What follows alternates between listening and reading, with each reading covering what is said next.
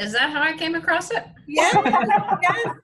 And then you sent a blast out to the whole office saying, look at this. This is incredible. It was all over the internet. And what you were specifically impressed with is how many searches it was coming up in and just how prominent the campaign was.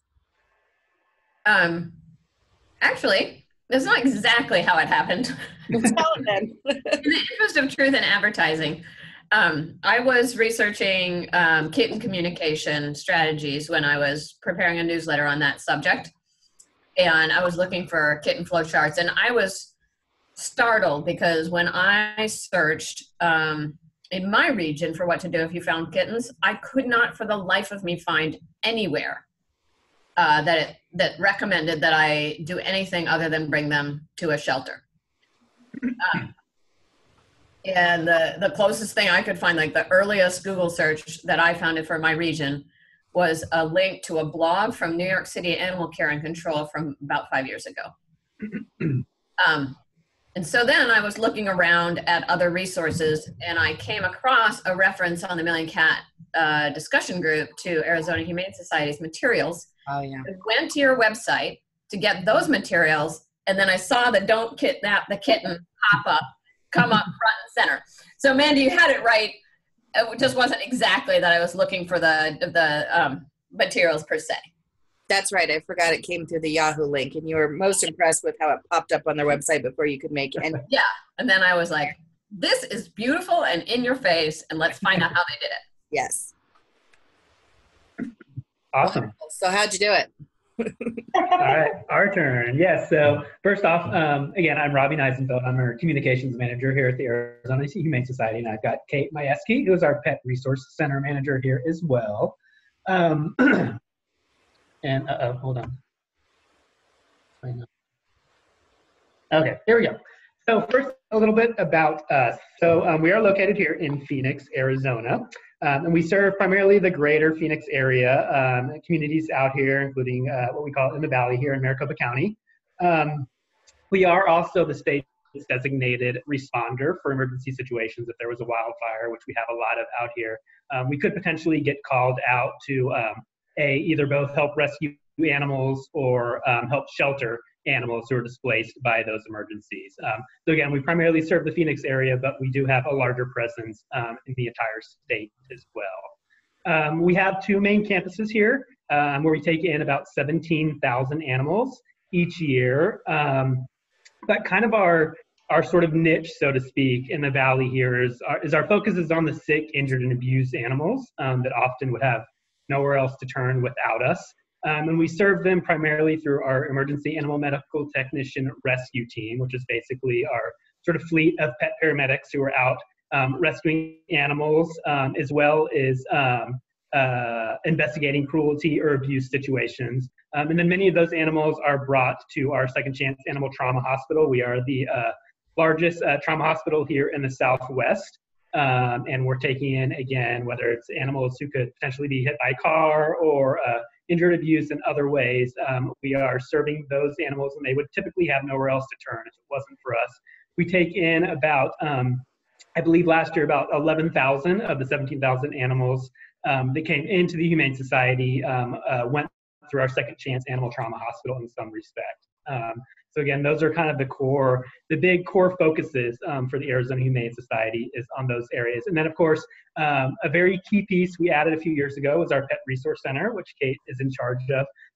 And the Pet Resource Center basically helps to serve and provide resources to pet owners in need through a variety of different avenues. And we'll talk about kind of Kate and her team's involvement in this kitten campaign as we move on through the presentation. So any questions about who we are before we get into the nuts and bolts of this?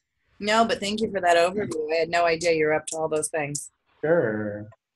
Okay, so our campaign overview is, all of you are aware, I'm sure, in most animal shelters across the country, we see an influx of kittens in the spring and summer months during kitten season.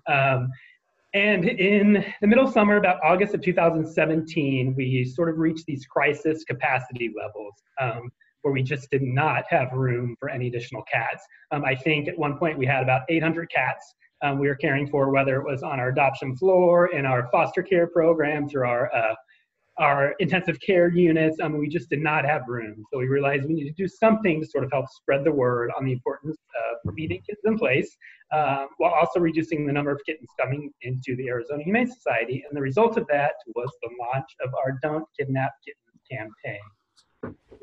The goals of the campaign were to keep kittens from coming into the shelter, to educate the public on the importance of leaving found kittens in place. As we discussed earlier, most people believe when they see kittens that don't have a mother around, that they're trying to do the right thing by bringing them into the shelter, not understanding that the best thing they can do is leave them there. So the educational component was a big piece of this.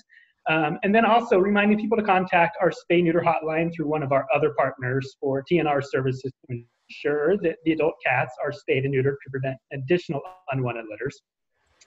And then letting individuals know who have found kittens know that we are here to support their care and place efforts by providing resources and free vaccinations and spay-neuter surgery, so they don't feel like they're doing all of this on their own.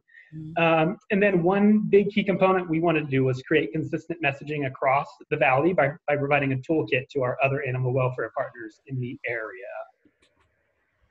So the timeline for this, again, we actually launched this last year, sort of during the peak of kitten season, and we ran a small paid campaign from about August to October. And then again, we learned some lessons, and we'll kind of talk a bit about those while we go through the campaign. But this year, we were much more proactive, got started much earlier. That was one of the key lessons we learned last year. And we started the campaign in March.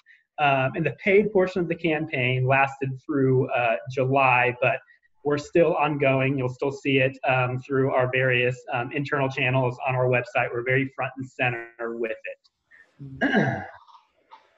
So first, we'll just talk a little bit about some of the campaign elements that we utilize for promotion. We created a website, and you can still go on it. If you go onto our website today, it's www.azhumane.org/foundkittens. If you want to see this live. And again, this is just a landing page that gives people sort of some general information on the importance of leaving kittens in place, what to do if they found kittens.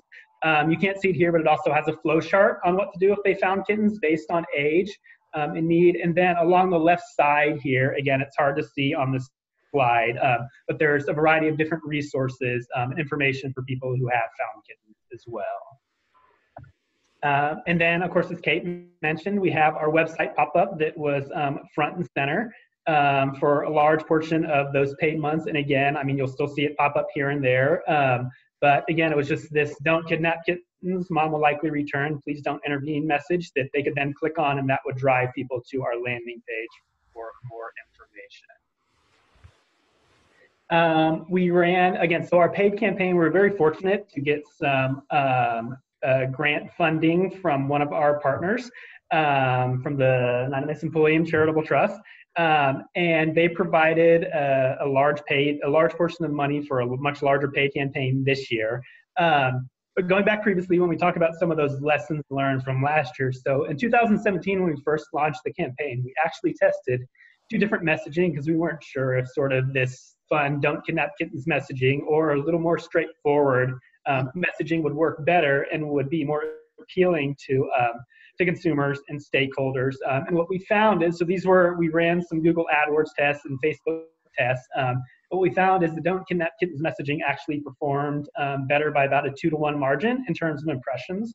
So this year we focused strictly on that "Don't Kidnap Kittens" messaging, but I just want to give you a little background on kind of where we were initially and some of the testing we did. And this is what you would have seen back in 2017. Again, though, this year we just focused on the "Don't Kidnap Kitten" messaging. This was in Google AdWords and banner ads. Some examples of a few Facebook posts we did with this, as well as Facebook advertising. We had both static advertising, and this year we actually added video ads as well. So we had 2 different components on Facebook. And this year we also tested Nextdoor.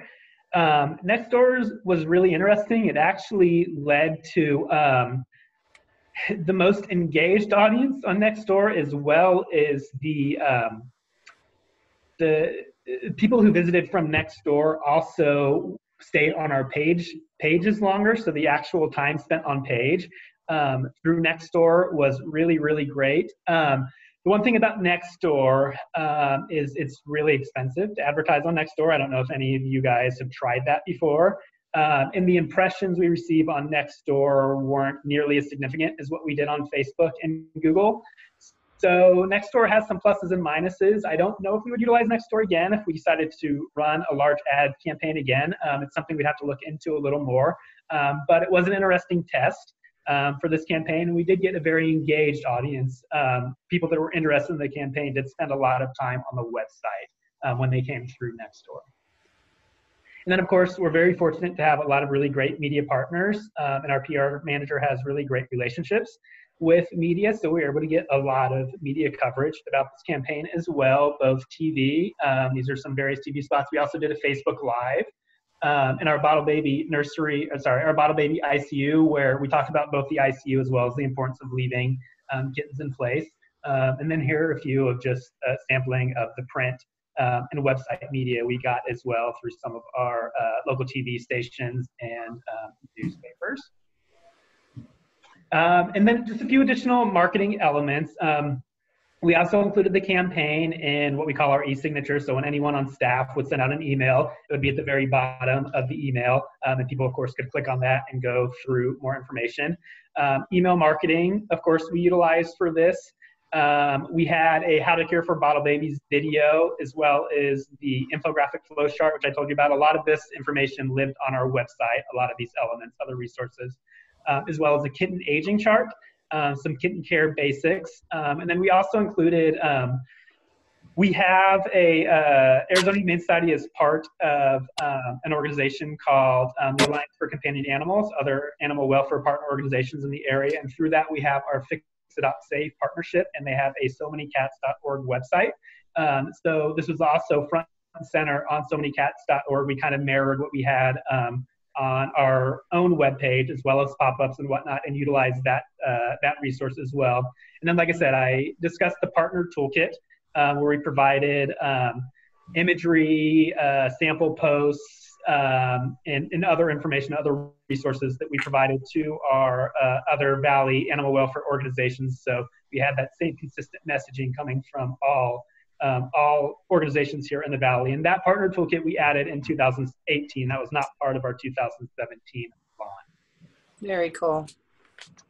So here is the campaign performance. Again, just kind of showing you 2017 and 2018. And again, keep in mind, 2018, we had a much larger, because of that grant funding we received, we had a much larger paid buy we could do. But in 2017, we had about 1.8 million impressions. Compared to 2018, we saw about 12.4 million impressions. Clicks to our landing page in 2017, we had about 2,600. This year in 2018, we had about 43,000 people who visited that Dunkin' Kittens landing page. And then when you look kind of at some of the cost per ROA, how we were able to bring that down or drive that up. Last year, our cost per click was about $1.55. This year, we were looking at about 62 cents. And the average time on the website rose from about 1 minute and 15 seconds to about 2 minutes and 27 seconds. So people were spending a lot more time on that landing page this year, learning more information about what they could do if they found kittens. And then video views. Last year, we did not have a video component in our paid advertising campaign. This year we did, and we had about 108,000 views through that. So Robbie, really quick, does the 2018 include the Nextdoor ad? What's that? I'm sorry, could you repeat that one more time? Does the 2018 include the Nextdoor? Yes, correct. So the 2018, what is included in it, or what you would have seen in 2018 that you didn't see in 2017, would have been Nextdoor, the Facebook video component, and then again, we had a much larger ad buy, of course. And then what isn't shown here, because we don't have those numbers, but there was also the additional impressions and elements that our partner organizations would have generated through their promotion of the message that isn't included in these numbers as well. So I heard Nextdoor is about 15,000. Is that about? That's correct. That's what we spent. That's the smallest sort of package that they will provide at this time. I assume as they kind of evolve as an organization, they might have other options. But yes, 15,000 is the smallest package. Again, this is the first time we used them, so we wanted to test them and went that route. And again, I mean, there were some very strong positives that came out of that in terms of how engaged that audience is. But when you look at the impressions and the cost per click and whatnot, impressions are much lower through Nextdoor, and the cost per click was much higher through Nextdoor as well. Okay. So just a few key paid advertising takeaways. Both Facebook and Google outperformed their benchmarks with lower cost per click. Again, as we talked about, Nextdoor click-through and engagement rates were double their benchmark, very high, which was good. Google Display outperformed all media in this campaign with the most impressions and the most clicks and lowest cost per click. And then again, Nextdoor had a strong click-through rate and the longest average session duration, but the cost per thousand and cost per click was far higher than any other media. Mm-hmm. Can I just ask a question? Probably Sure. a lot of people know this already, but what is a benchmark? So benchmark is just comparing like what your general Facebook advertising or Google advertising campaign, what that performance would look like. So Okay. yeah, if you took any general advertising campaign on Facebook and Google, this campaign outperformed what those general benchmarks for impressions or whatnot would be. So both outperforming and doubling were good. Yes, exactly. Outperforming, doubling were very good. We were very pleased with the performance of the campaign. Good. Hey, Robbie, this is Stephanie from Humane Society Silicon Valley. Yes. So I have a quick question. In your cost per click for 2018, were the Nextdoor CPCs included in that? Because it looks like you guys did a great job lowering that from previous year. Yeah, they were. And like I said, the Nextdoor cost per click was much higher, but just with some of the tweaks we had made, we were able to lower that, including Nextdoor, pretty significantly. That's awesome. Yeah. 12 million impressions averages that down nicely. Yes, exactly.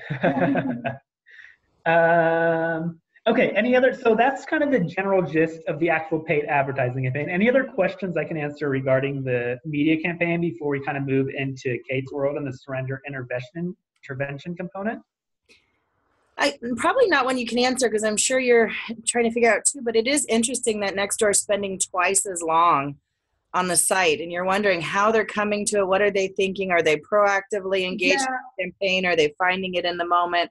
Just so in those again, I'm just guessing, but I think it's just probably the audience that's on Nextdoor. I mean, those are people that are obviously pretty engaged. They're searching for information. So my assumption is it's just kind of an engaged audience in general. So again, when you talk about is Nextdoor worth it or not, it just kind of depends on what you're hoping for the audience. I mean, these are people that are very engaged, spend a lot of time, so we think they're seeing the message, whereas, a Google banner ad, you might get an impression, but who knows how engaged people actually are in that. So again, Nextdoor is, it's expensive. It's certainly probably not for everyone, but I do think there are certainly some positives that you can utilize for Nextdoor as well, that it's definitely worth considering on any paid campaign you might want to do. Yeah, you have those community-minded citizens on there. They're probably the ambassadors of their neighborhood. Right. They're spreading the good word, so it pays to have them informed and spreading the right message. Right, exactly. And one thing you can do, which we did as well, I mean, obviously paid advertising is going to get you a much larger reach, but we did a little sort of grassroots as well on Nextdoor where we just asked staff and volunteers to, hey, like make a post on your Nextdoor, sharing this messaging and directing people to our website. So that's another option with Nextdoor that you can certainly do that's a lot more cost effective, and you're probably not going to reach as many people, but every little bit helps. So yes. Did you have a script for people to post on Nextdoor on that voluntary basis, or was it just like, hey, here's our messaging? Would you like? I'm sorry. Was the question? Do we have like a designated group for people to post? Like a script for people, like here. We provided. Your own Nextdoor.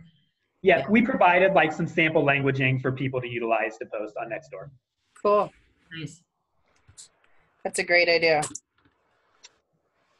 Awesome. All right. Well, if there aren't any more questions about this now, we'll kind of turn it over to Kate. And of course, at the end, I'm sure we'll have some time to ask any other additional questions too. Thank you, Robbie. Sure.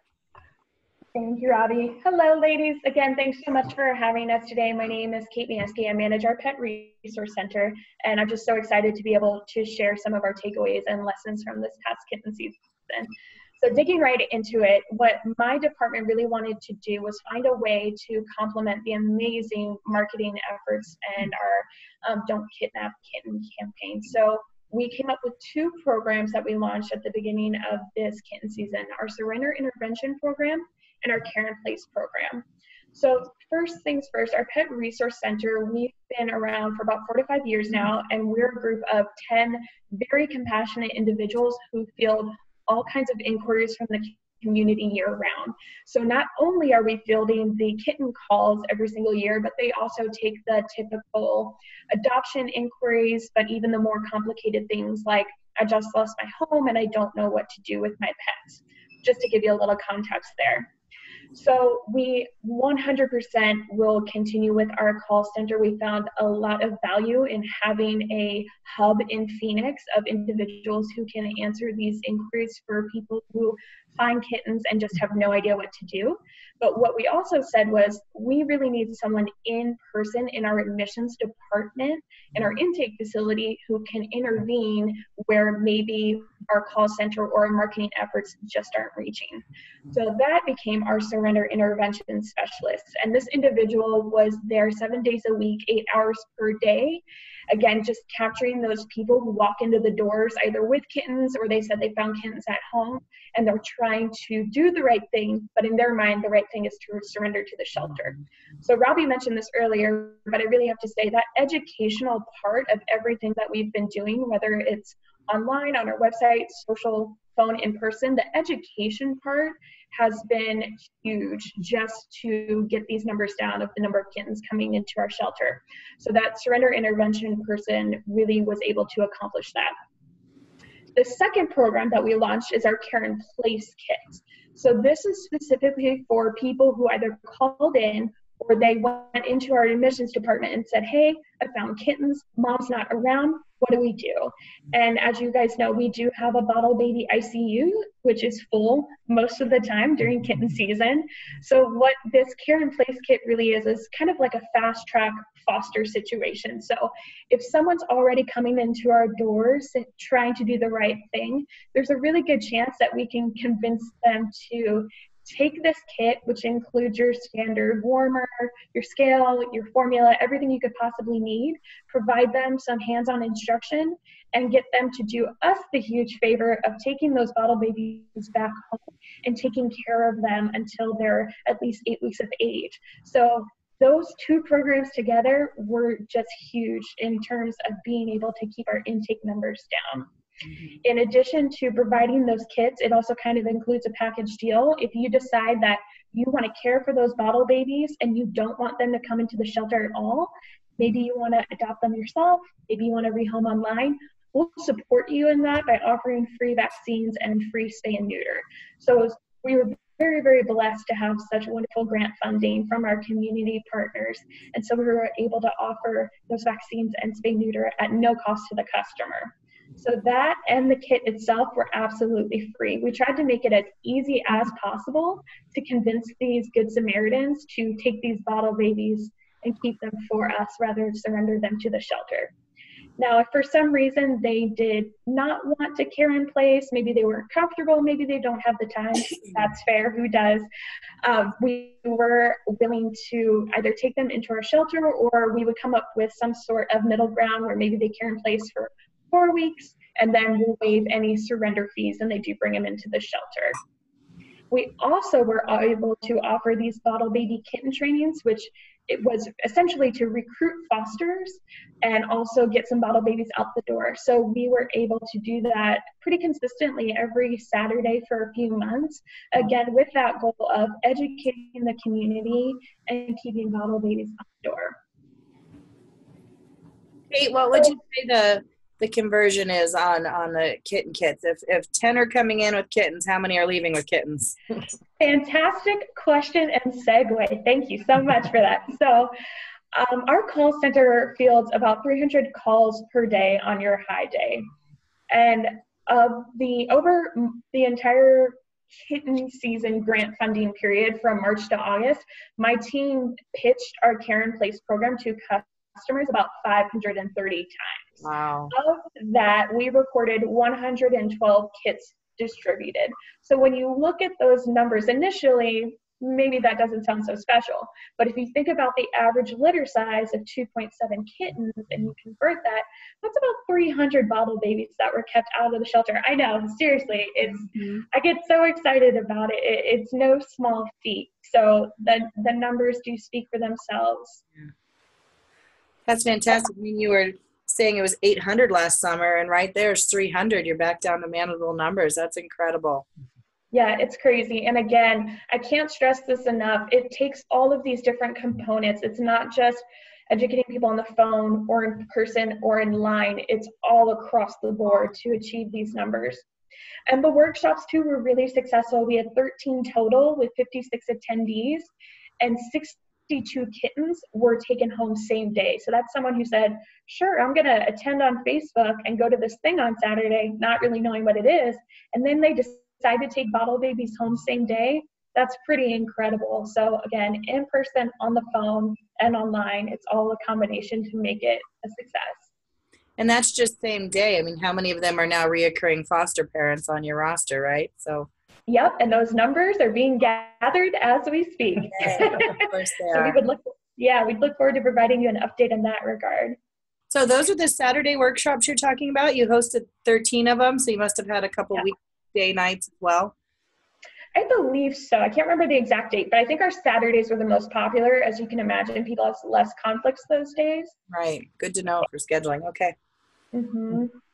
Do you have the curriculum from your kitten workshop? Is that available? Was it less formal? Was it a PowerPoint? I'm sure that we do, because I believe we recorded some of them. So that's certainly something we could follow up on offline for sure. Great. So the question is, those seem like pretty impressive numbers, but what about the actual kittens? Did we actually perform well? Did this work?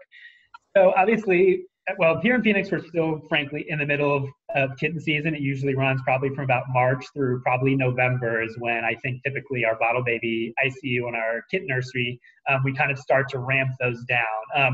So we're still kind of compiling the data, but our initial analysis shows that we've seen about a 20% decrease in intake in our kitten nursery and bottle baby ICU this year.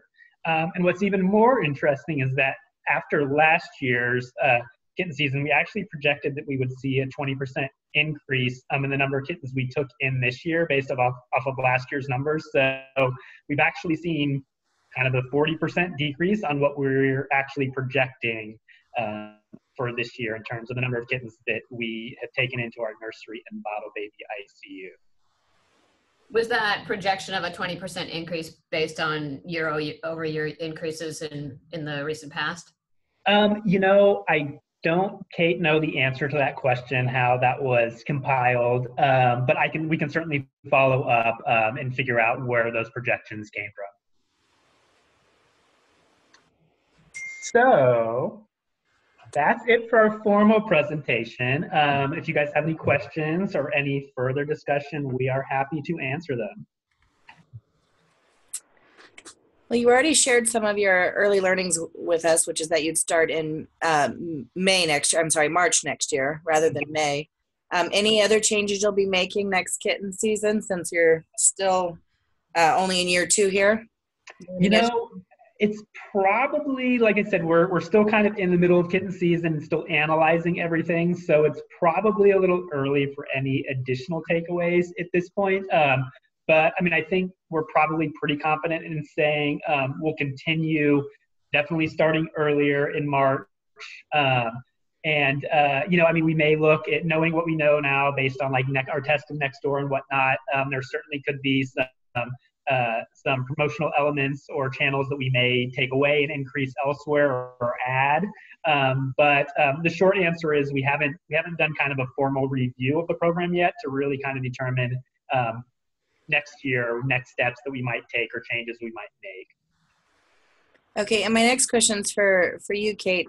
There's always that wonderful moment when you spend time putting the good word out there, and then one day it's sort of delivered back to you. It becomes the word on the street, and you're like, yes, you're getting it. So are you finding that people are coming in and talking to the intake specialist and sort of already knowing what they need to do, and they're here for the kid, or additional information, or are they really still informing them at that time, here's how we're doing things? That's a really good question. And again, to my earlier point, it takes all of these different approaches to really spread the message. And the people that are coming into the shelter to our intake facility with bottle babies, generally speaking, have never, ever been educated about kitten season, mama and babies, anything at all. So it is really that first time they're having that conversation. So we are looking, again, we haven't done a formal review yet, but as always, we're asking, okay, how can we reach those people that still aren't quite getting the message? And I'm guilty of it too. Years ago, when I went on a walk, I found bottle babies and I called every single Humane Society I could, and they all said, leave it alone, walk away, move on with your day. So it's educating people on something that comes as a very natural instinct, right? We're caregivers, we're Good Samaritans, we just want to help, but we're really trying to make sure we spread that message of here's the right way to help. Yes. And I know Arizona Humane has an enormous volunteer base. Mm-hmm. Can you talk a little bit about any efforts to share with all those volunteers so you have all those soldiers out there spreading the good word too? Yeah, I mean, we do. So we do a weekly, it's called our Wolf Street Journal. And it's kind of our weekly email that goes out to our volunteers. So we definitely spread this message in that email. And again, asking volunteers to share our Facebook posts, share on Nextdoor. We definitely made that ask of them through those various channels. And provided them the language and all that so they can attack Nextdoor. Good. That's so cool. Exactly. And to expand on that comment, Amanda, just about providing that language, Robbie mentioned how we do make sure we provide that toolkit to all of our partners. We found a lot of success with spreading it with some of the Facebook groups here that are just their own little community of individuals. They're not affiliated with any rescue or any shelter, and they really just are animal lovers within their own community. And so we reached out to the leader of one of these groups who was sending people to us, and we said, is there a better way we can be having these conversations and working with your customer base? And so we ended up not only providing them the toolkit to post on their own Facebook, but we also provided them with some kits that they could keep on hand should they ever need them. Oh, that's fantastic. Yeah. And so they have a brick and mortar where folks can come and visit and get the kits from them right there, or? These are people who just operate out of their home. Exchanging? Oh, yeah. Lovely. One of my favorite people in the world, she just operates out of her minivan, which her teenagers are all grown and out of the house now. So there's a bunch of kennels, care and place kits, leashes, all kinds of stuff back there. Volunteers are amazing. I know. I tried to hire her, but she's a lawyer in her day-to-day time. Yeah. I'm curious to know, in the long run, I would love to know what kind of overall cost benefit analysis you get out of this. Like, what did you gain by keeping additional kittens out of the shelter in terms of lower costs and so on? And then in the short term, if you have an impression about this, did this impact the numbers in your neonatal ICU? Did this impact disease rates or in other ways affect your capacity for the better in the shelter? Did you feel it? Yeah, definitely. I mean, I can tell you last year, our bottle baby ICU seemed like we were always at sort of these crisis levels, just not having enough room. This year, I think there may have been one or two times throughout the entire summer where we really hit that sort of crisis level mode.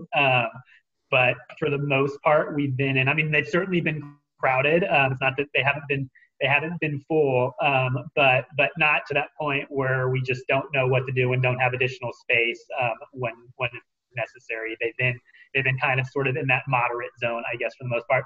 And I can also tell you that we have, I hope I'm not speaking out of turn, I believe we have seen a decrease in length of stay as well in those areas too. Oh, fantastic. Kate, last week you likened it to the fire meter, right? The high, yellow, green. Yeah, exactly. I would say we're probably yellow for the most part.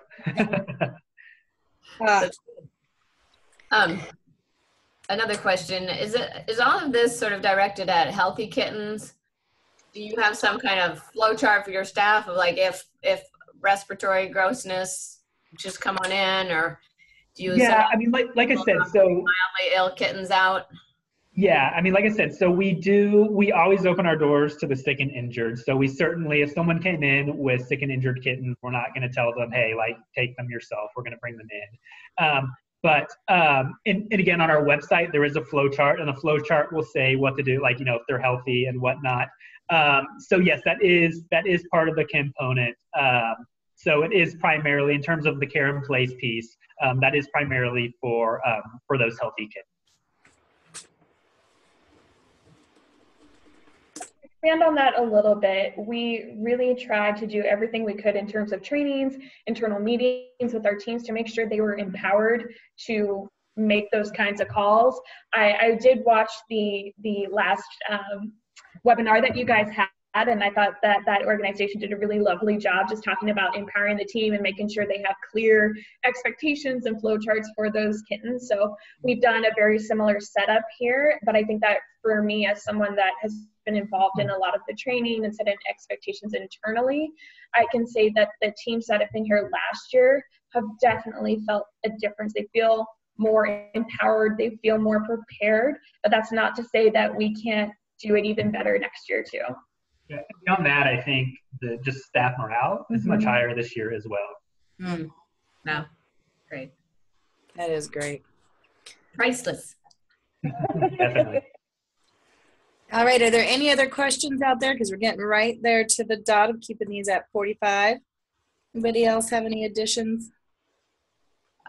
Wondering if the partner toolkit that you provided to the other organizations in your community, how hard would it be for that to be tweaked for another community? And is that something that you feel like you'd be willing and it would be productive to share?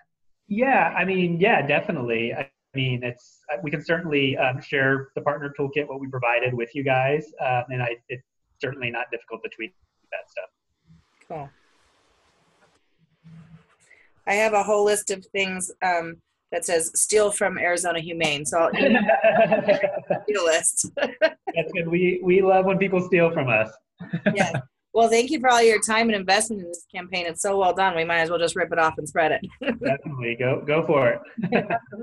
Great. Thank you, guys. Wonderful. Thank you very much for your Really time. terrific. Yeah. Take care. Bye-bye. Bye.